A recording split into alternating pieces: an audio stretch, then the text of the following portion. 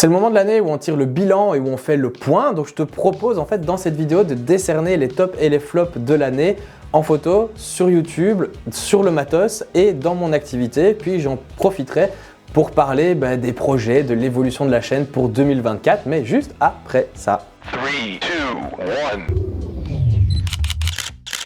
Mais avant de décerner les premiers tops et les premiers flops, si tu débarques et que tu veux rejoindre une communauté de créatifs autour de l'image, n'hésite pas à t'abonner, liker, commenter et partager la vidéo. Merci à toi.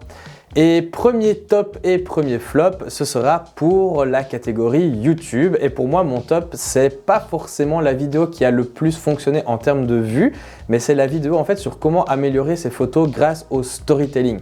Elle n'a pas trop fonctionné justement en termes de vues, voilà, dans le sens où elle a été très peu consultée, etc. Elle n'a pas des super stats, mais je suis honnêtement content de l'avoir faite car c'est un sujet en fait qui est vraiment pas du tout abordé sur le YouTube Game Photo et qui me tenait vraiment à cœur.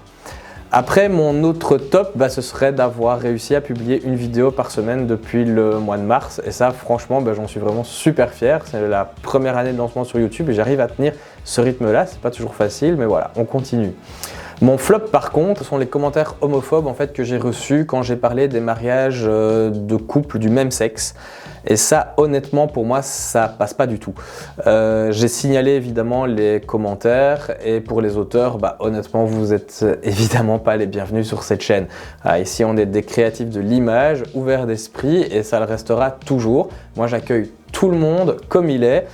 Sauf en fait les gros tocards qui pensent que le mariage est réservé juste à un homme et une femme. Voilà, que ce soit dit et que ce soit clair.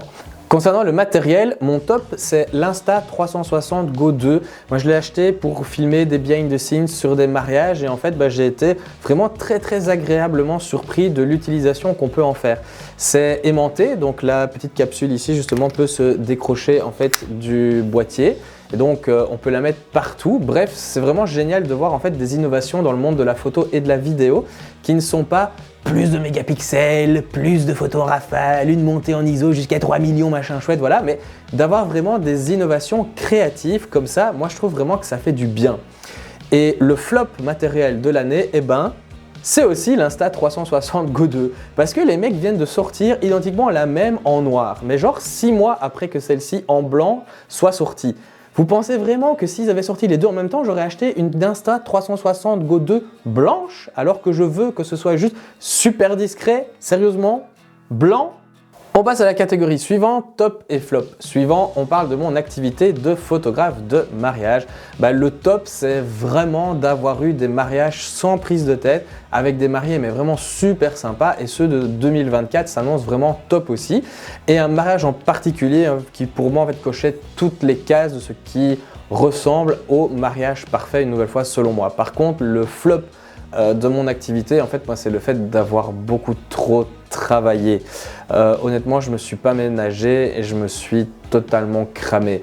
J'ai passé en fait quasiment 2 ans sans m'accorder un seul jour de vacances et physiquement, je le ressens. Je me mets beaucoup de pression aussi. Et voilà, je pense que pour 2024, je dois vraiment relativiser là-dessus et me créer une routine de travail beaucoup plus saine. Et du coup, les perspectives pour 2024 dans tout ça, je vous l'annonce, les premières vidéos de 2024 sont déjà tournées et ça va être du lourd. Voilà, je l'annonce, je suis clair, je tease, ça va être du lourd les gars et les gâtes. Mon objectif, c'est toujours d'arriver à 1000 abonnés avant mars, donc avant ma première année, et on y arrive vraiment tout doucement. J'ai envie de réaliser une FAQ aussi pour fêter l'arrivée des 1000 abonnés, si on y arrive un jour, donc voilà. Donc si vous avez des questions relatives à me poser concernant l'activité de photographe, les vidéos, le YouTube Game, des questions perso aussi, franchement n'hésitez pas à me les envoyer soit via Instagram ou alors dans les commentaires de cette vidéo. J'y répondrai évidemment volontiers dans une prochaine vidéo.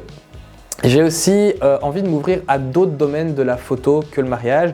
Donc je vais aussi réaliser des vidéos qui parleront toujours de photos, etc. mais peut-être moins axées sur le mariage. Mais je te rassure, le contenu sera toujours aussi intéressant et j'ai très envie de commencer un podcast aussi.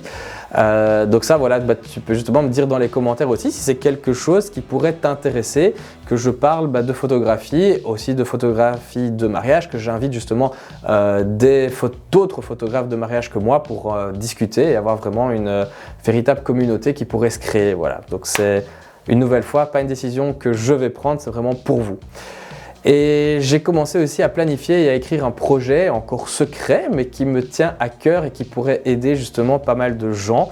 Petit indice, faut pas oublier que j'ai été enseignant pendant 13 ans.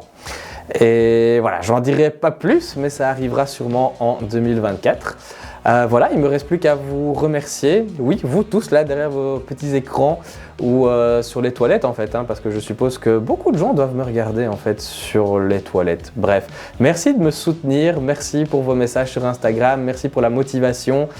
Profitez bien des fêtes, profitez bien de votre famille, faites des photos, faites des vidéos, sortez de votre zone de confort et n'oubliez pas que c'est en faisant qu'on apprend. On se voit en 2024. Salut, à la prochaine!